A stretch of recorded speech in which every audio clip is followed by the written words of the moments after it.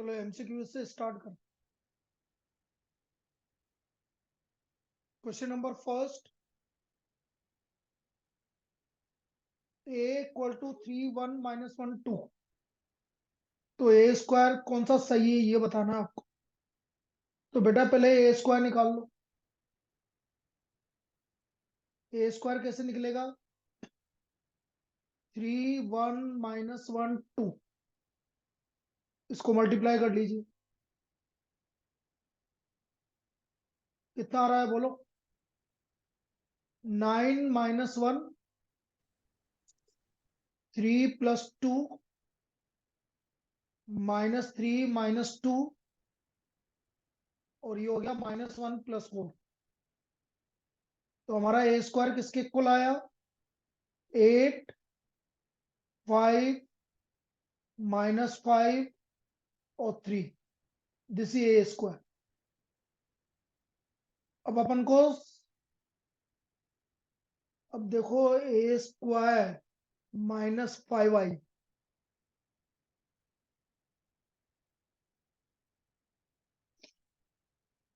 Zero के equal आना है। ए स्क्वायर तो आ रहा है, 7a निकाल के देखें। तो या सर तो 5 पे होगा। 5a आ रहा है। -5 पे सर, डी वाला। हाँ, चलो डी पहले, वाला है सर। चलो 5a निकाल लो पहले। तो 5a आ रहा है 15 5 -5 और 10।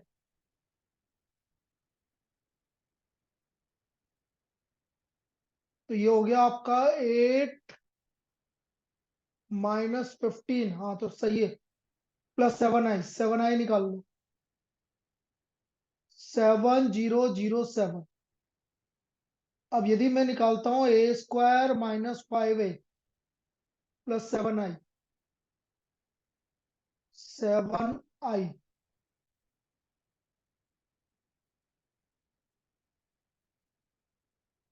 तो ए स्क्वायर हो गया आपका, ए स्क्वायर है आपका 8 5 -5 3 -5a हो गया आपका 15 5 -5 10 और +7i हो गया 7007। तो अपन यदि इसको निकाल रहे हैं तो देख लीजिए, 15 - 15 0 0 0 और 0। तो आंसर कौन सा हो गया? डी हो गया। इसका आंसर डी हो गया। इस तरह से निकलेगा ये। सेकंड, सेकंड ये बोल रहा है कि ए स्क्वायर इज आइडेंटिटी मैट्रिक्स। तो बेटा ए स्क्वायर निकाल लो। ए स्क्वायर है आपका x1 1 0, x1 1 0। बोलो ए स्क्वायर कितना हो गया? x² + 1, फिर x 0, x 0 और 1। अब ये आइडेंटिटी मैट्रिक्स के इक्वल है, 1 0 0 1। तो 1 0 0 1 के इक्वल है, तो बताओ।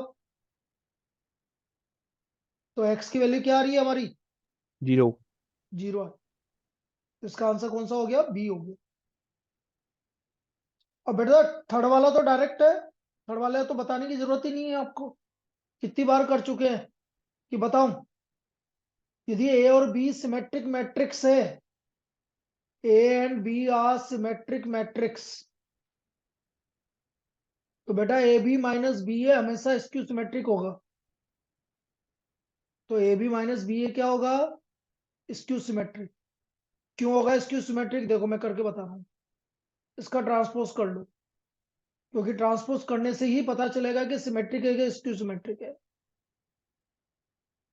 ए बी का ट्रांसपोज बोलो,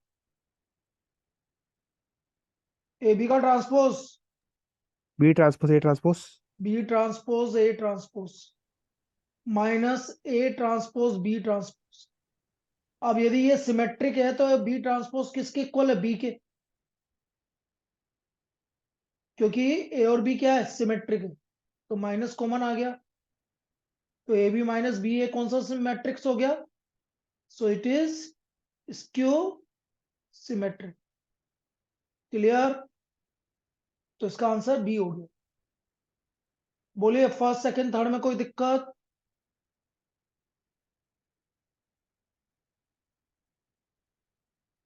next fourth, the condition that fx equal to has no extreme value. Extreme value का मतलब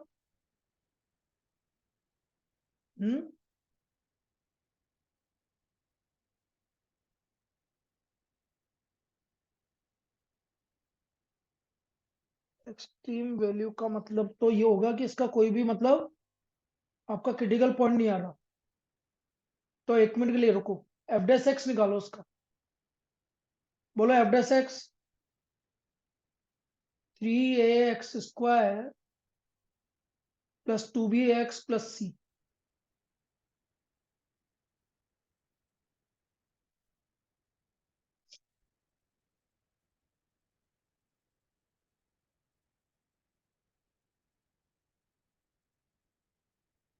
अब इसका डी निकाल लो।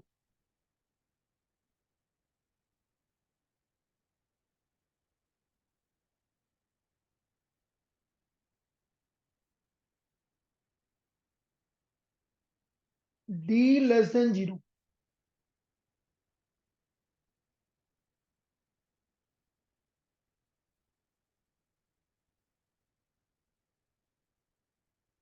तो डी लेस, भाई डी लेस देन 0 क्यों बोल रहा हूं मैं? बोलो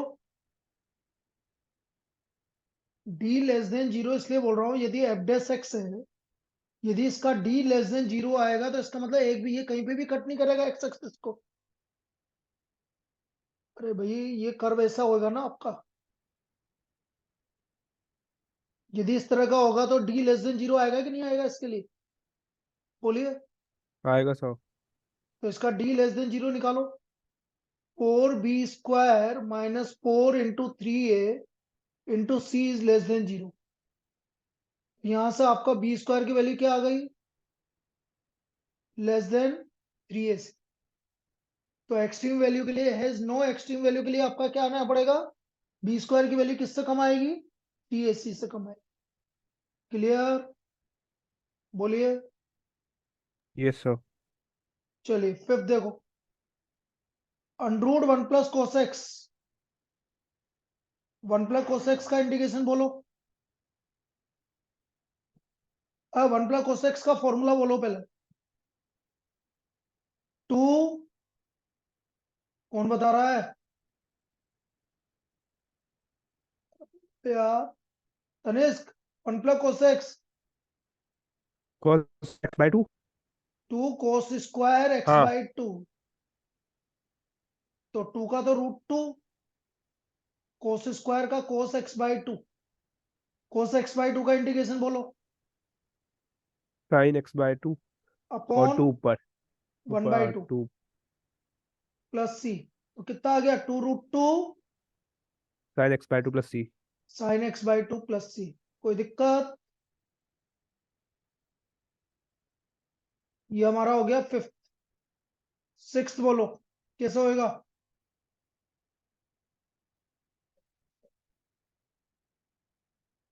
बताइए सिक्स कैसे होएगा?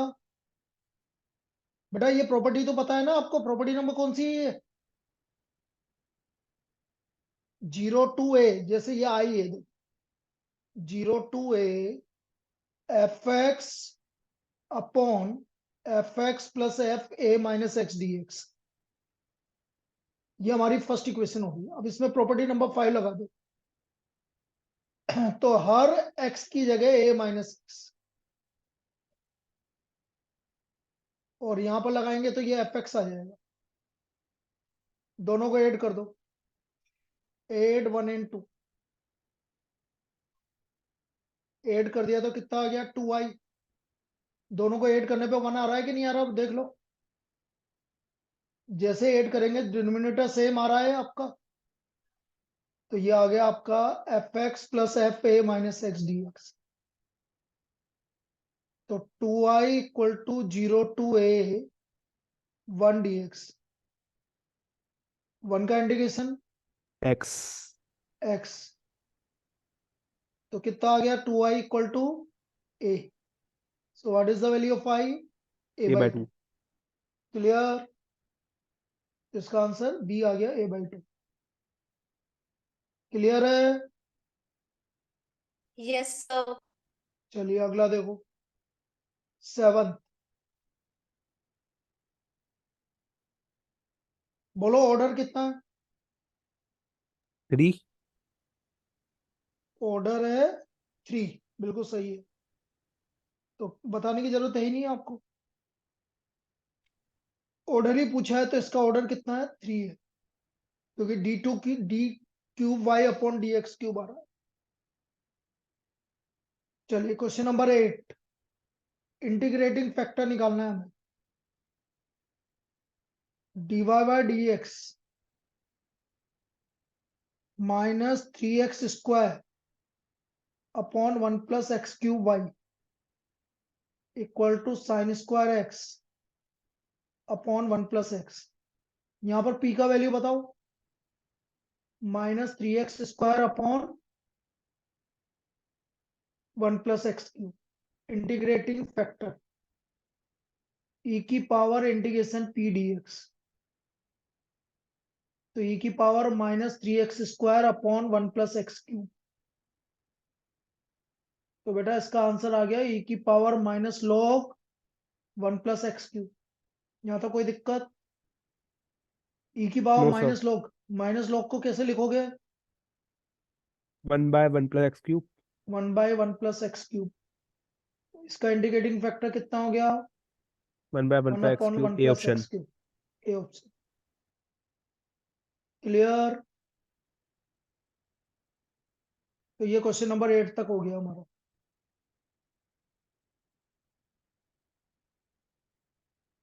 आगे देखते हैं।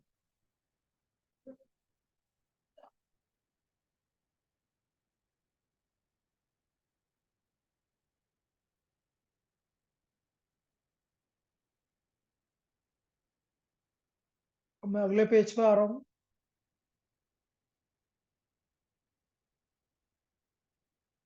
Question number 9, sine inverse -1। हमें पता है कि साइन इनवर्स के अंदर माइनस होता है तो बाहर आ जाता है, तो ये आ गया माइनस साइन इनवर्स 1, और साइन इनवर्स 1 की वैल्यू क्या हो Minus गई? 5 by 2. तो माइनस पाई बाय 2 इसकी वैल्यू आ गई। क्वेश्चन नंबर 10, ए और बी इंडिपेंडेंट इवेंट है, तो बेटा नाइदर ए नॉर बी का क्या मतलब है? बोलो। A bar intersection B bar. A bar intersection B bar, और ए बार इंटरसेक्शन बी बार क्या होता है?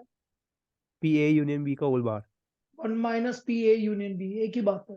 हाँ. 1 minus P A union B. अब पी ए यूनियन बी क्या होगा? P A plus P B minus P A intersection B.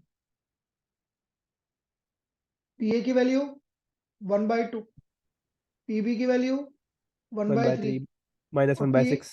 Minus 1 by 6, क्योंकि आपका इंडिपेंडेंट इवेंट है, इसलिए P A intersection B P A into P B के equal होगा। अब एल्सियम ले लो आप। 6, 3 प्लस 2 माइनस 1, तो 1 माइनस 4 बाई 6, 2 बाई 3, तो कितना आ गया आंसर? 1 बाई 3। क्लियर? बोलिए। Yes sir. 11, बेटा प्रोबेबिलिटी डिस्ट्रीब्यूशन गिवन है, मीन कैसे निकालता है? P I X I. Sigma P I x है। अरे यार ये तो क्वेश्चन ही गलत है। क्यों है क्वेश्चन गलत? सर मन नहीं आ रहा। अरे 1 की बात नहीं है, और कुछ भी गड़बड़ है इसमें, बताओ। बोलो सर क्यों ये 1 गलत के है? बाद सीधा 8 कैसे आ गया? किसके बाद? ऊपर 0 1 और सीधा 8 आया। नहीं वो तो आ सकता है, उसमें कोई दिक्कत। और बोलो क्या गलत है? क्योंकि मिस्टेक है सर. इसमें इस क्वेश्चन में सर मिस्टेक 9/8 नहीं 9/8 आ गया ना, एक की प्रोबेबिलिटी। प्रोबेबिलिटी 9/8 हाँ कैसे होगी? तो ये क्वेश्चन गलत। क्लियर? छोड़ दे यस सर। भाई, ये मैंने पेपर कहीं यस से सर। उठा के डाला है ताकि आपको डिफरेंट टाइप के क्वेश्चंस करने की आदत पड़ जाए। इसलिए क्योंकि मैं नहीं चाहता कि मेरे पास जितने क्वेश्चंस हैं वो आपको मैं दूं, क्योंकि वो तो मैं बहुत बार करवा चुका हूं तुम। Question number 12। तो क्वेश्चन नंबर 11 गलत है बेटा। सर अच्छा, अगर सही उसको जीरो से फिर भी सही करे, मल्टीप्लाई सही करके करे। अगर निकाला एक तो। मिनट, एक मिनट, सही करते कोई। 8 9 सही करते हैं इसको। By 32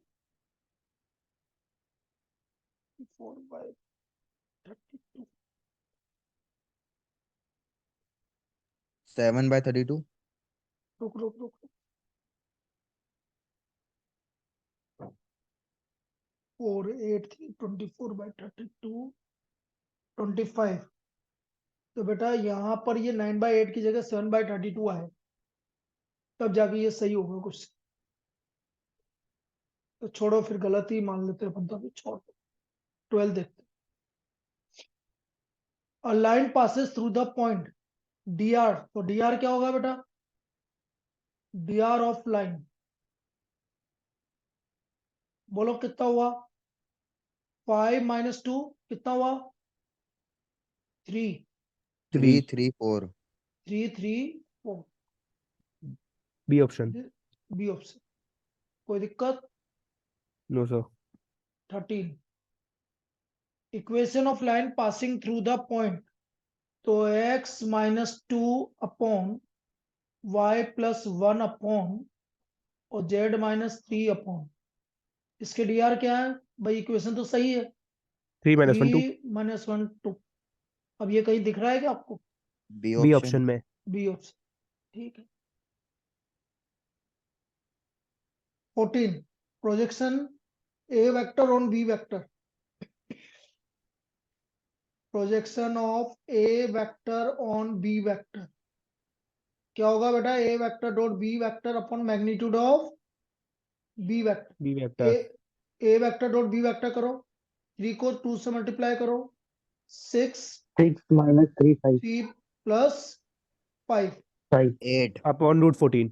root C 14। 4 option. + 9 plus, तो ये हो गया 11 8 अपॉन √14। सी 14 हो गया। C option. ठीक है। 14 के बाद 15। Magnitude of A vector cross B vector का स्क्वायर। बेटा क्या तो बताया था फॉर्मूला इसका? कौन सी थ्योरम है ये? कौन सी आइडेंटिटी है? लैग्रेंज। Lagrange identity. क्या है लैग्रेंज आइडेंटिटी? मैं लिख देता हूं भाई। Lagrange identity, magnitude of A vector cross B vector का square equal to magnitude of A vector का square magnitude of B vector का square minus A vector dot B vector का स्क्वायर। ये लैग्रेंज आइडेंटिटी होती है। तो यदि मैं एक वेक्टर डॉट बी वेक्टर को इधर ले आऊं, तो ये आ गया A vector dot B vector का square equal to magnitude A vector का स्क्वायर मैग्नीट्यूड बी वेक्टर का स्क्वायर। ये हमारी लैग्रेंज आइडेंटिटी है। मैग्नीट्यूड है इसकी वैल्यू पूरी की 144। मैग्नीट्यूड बी वेक्टर की वैल्यू है आपकी 4, तो 4 का स्क्वायर हो गया 16। तो मैग्नीट्यूड ए वेक्टर का स्क्वायर हो गया 9। तो what is the value of magnitude A vector? 3। 3। तो ये सी आ गया इसका आंसर। कोई दिक्कत? 16। What is the general solution of this differential equation? General solution of differential equation। बेटा आपको क्या करना है, इस तरह की इक्वेशन को यदि आपको चेक करना है ना, आप सभी के डिफरेंशिएशन कर लो, जिसका डिफरेंशिएशन ये आएगा वही आंसर है। जैसे पहले वाले का मैं डिफरेंशिएशन कर रहा हूं, कितना आ रहा है? 3x² y³ plus 3x² y³ plus, तो ये तो नहीं है, गलत है ये तो। मुझे लगता है कि बी वाला ऑप्शन है, बी वाला ऑप्शन चेक करते हैं।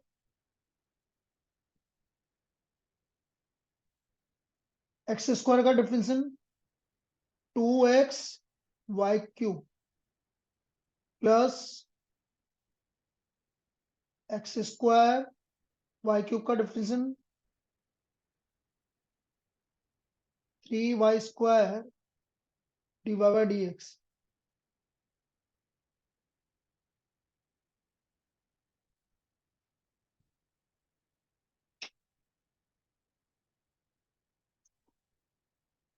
ये x³ है, क्या है ये? x³ x² ही है, नहीं है? Yes, sir. हाँ sir, x square y cube.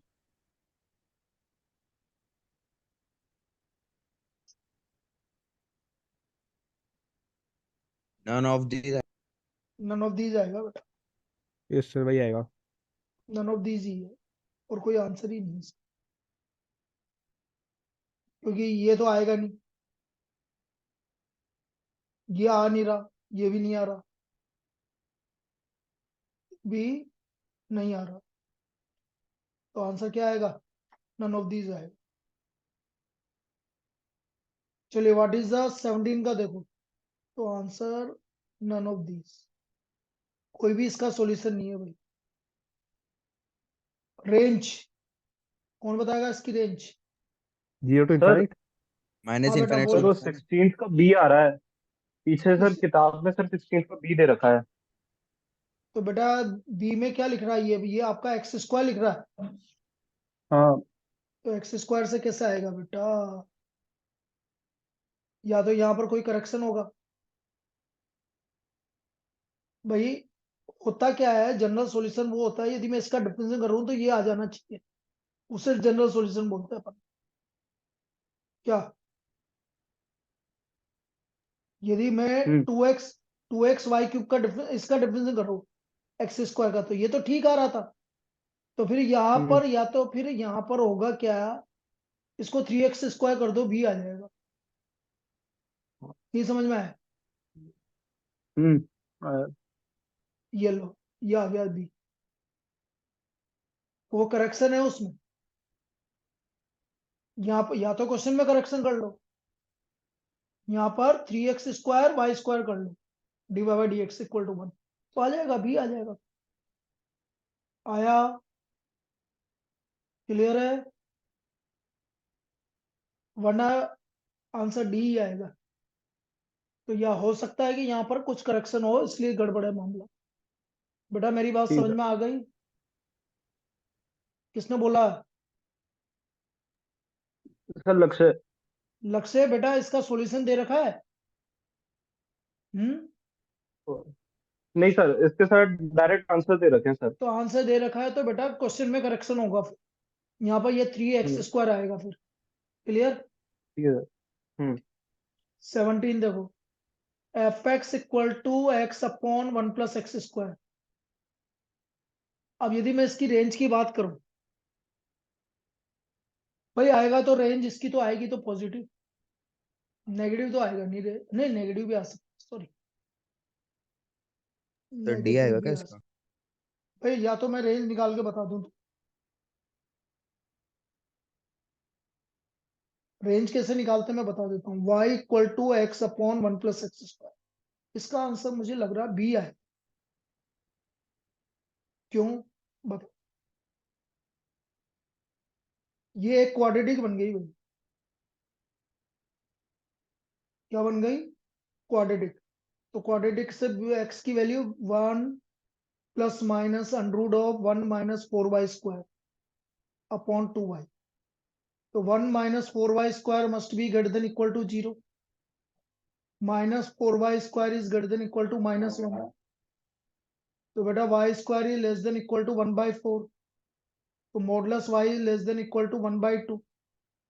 तो modulus y less than equal to 1/2 का क्या मतलब होता है?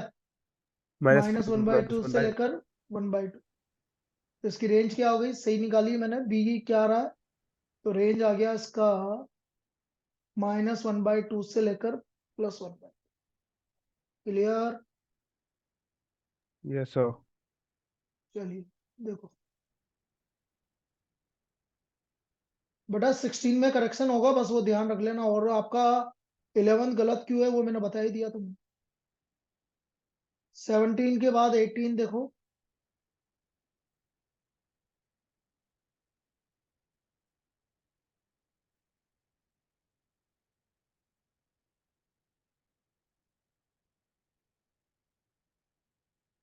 एटीन देखिए।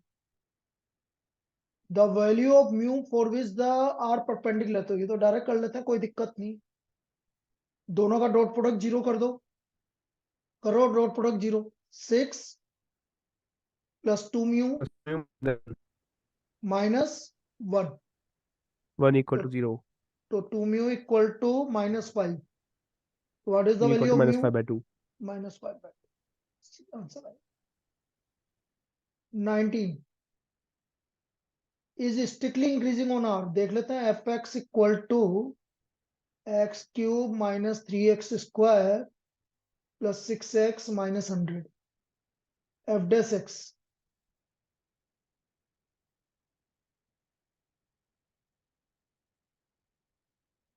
बिल्कुल सही है बेटा, ये स्ट्रिक्टली इंक्रीजिंग ऑन आर है। क्यों? क्योंकि x-1 का क्या बन रहा है? होल स्क्वायर है। तो this function is strictly increasing on are.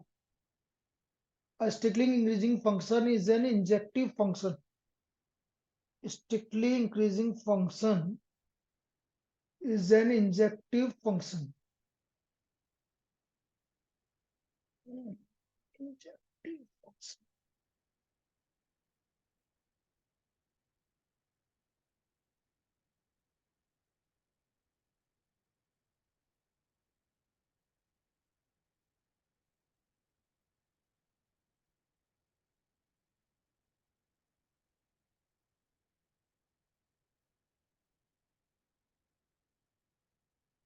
बोल तो सही रहा है।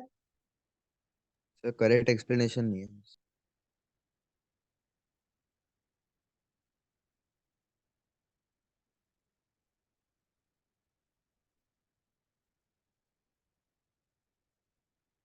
x इक्वल टू 1 पे 0 आ रहा है।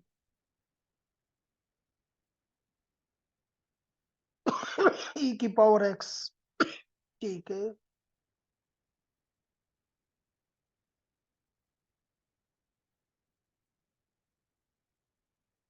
बोल सही रहा है बेटा। लक्ष्य आंसर क्या दे रखा है? ए दे रखा है कि इसका आंसर? सर 19 का तो बी है। बी क्या बोल रखा है? बी बी क्या बोल सर रहा है? both A and A are true, but R is the correct is not the correct explanation of it. भाई बोल तो सही रहा है। रीजन तो मतलब जो वो बोल रहा है ना कि यदि कोई फंक्शन आपका स्ट्रिक्टली इंक्रीजिंग है तो वो इंजेक्टिव तो होगा, ये तो पक्का। क्यों होगा इंजेक्टिव? उसका रीजन बता रहा हूँ इंजेक्टिव क्यों होगा। यदि आपका कोई फंक्शन आपका इंक्रीजिंग है, जैसे ये इंक्रीजिंग है, तो ये इंक्रीजिंग आ रहा है तो ये इंजेक्टिव होगा, एक ही जगह पे कट कर रहे हैं। लेकिन मुझे लगता है कि वो यूं बोल रहा है कि इंजेक्टिव, हर इंजेक्टिव फंक्शन इंक्रीजिंग नहीं होगा।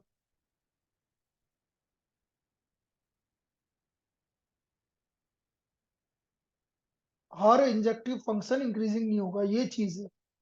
लेकिन इंक्रीजिंग फंक्शन है तो वो इंजेक्टिव जरूर होगा, उल्टा नहीं हो सकता। इसलिए आपका आंसर वही जाएगा, सही बोल रहा है वो। चलो इसको देखते हैं और मैं इस पे सोचता हूँ क्या हो सकता है। बाकी रीजन सही है, मतलब रीजन आर, ये जो स्टेटमेंट गिवन है ये सही है क्योंकि इंजेक्टिव तो है। 20 बोलो। ये तो बहुत बार करवा D चुके हैं आंसर बेटा। कैसा? D भाई answer determinant of adjoint A 216 है तो डिटर्मिनेंट ए क्या होगा? 6 होगा। सही तो बोल रहा है ये। हम्म। अरे डिटर्मिनेंट ऑफ एडजॉइंट ए ये होता है हमारा डिटर्मिनेंट ए की पावर n-1। ये आपको 216 गिवन है और ये 3 into 3 है, तो ये डिटर्मिनेंट ए का स्क्वायर हो गया। हाँ हाँ हाँ हाँ हाँ हाँ, गलत आ रहा है ना सर ये तो। गलत आ रहा है, गलत आ रहा है, गलत आ रहा है, गलत आ रहा है। As non singular matrix determinant है 6 है, 6 की पावर 3 गलत दे रखा है। तो इसका आंसर है assertion is wrong and reason is true. देखो आंसर डी है। क्या है 20 हाँ का सर, देखना बेटा। डी है। हाँ 20 का डी है। क्लियर। चलो 21।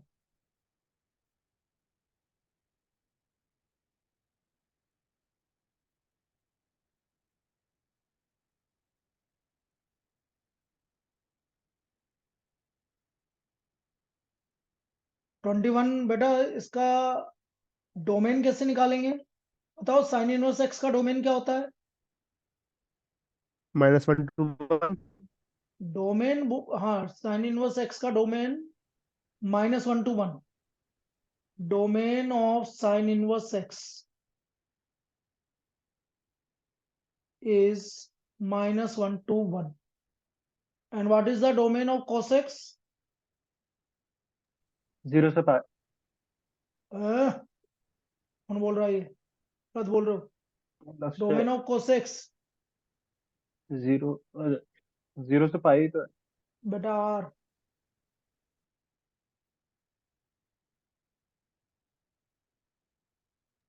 सर डोमेन तो फिर सर बोलना कौन बोल रहा है? cos x का डोमेन बताओ भाई। बेटा डोमेन r होता है cos x का। cos इनवर्स x नहीं बोल रहा मैं cos x बोल हाँ रहा हूँ। सर, 0 से पाई है सर। क्या cos x का डोमेन? अरे बेटा मैं cos x का डोमेन बोल रहा हूँ भाई तुमसे। cos x का डोमेन cos x बनाओगे तो आपका cos x ऐसे नहीं बनेगा क्या? ये cos x है कि नहीं है? इसका तो डोमेन r होता है। क्या कंफ्यूजन है? बोलो बोलो, जवाब दो। हाँ सर सही है, वो मैंने वो कॉस इनवर्स एक्स का सर वो एक्सचेंज कर देता है ना सर, मैं वही डोमेन बोल और रहा रेंज हूँ। में। हाँ, तो अब इन कंफ्यूज दोनों का कॉमन क्या आ रहा है? -1 to 1। तो डोमेन ऑफ, बेटा डोमेन क्या होता है? जो दोनों का कॉमन होता है। इन दोनों का डोमेन हो गया -1 to 1। कोई दिक्कत? No sir. कभी भी आपका जैसे साइन इनवर्स एक्स और कोस एक्स आ जाए, साइन एक्स आ जाए, तो जो डोमेन आएगा दोनों फंक्शन का जो इंटरसेक्शन होगा वही उसका डोमेन आएगा। इसलिए इसका डोमेन क्या आएगा? -1 to 1। क्लियर है? चलिए 22। ये कंसेप्ट क्लियर है जो मैंने अभी बताया बेटा?